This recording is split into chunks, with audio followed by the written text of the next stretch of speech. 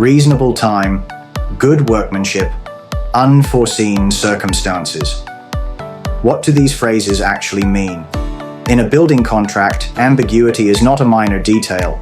It's a breeding ground for disputes. When a contract clause is unclear, each party will interpret it to their own advantage. This leads to arguments over scope, cost, and timelines, often ending in costly legal battles. The key is to identify and eliminate ambiguity before the contract is signed. Our guide teaches you how to spot and address ambiguity in building contracts. We show you, the homeowner, the common vague phrases to watch out for and provide strategies for replacing them with clear, measurable, and enforceable terms.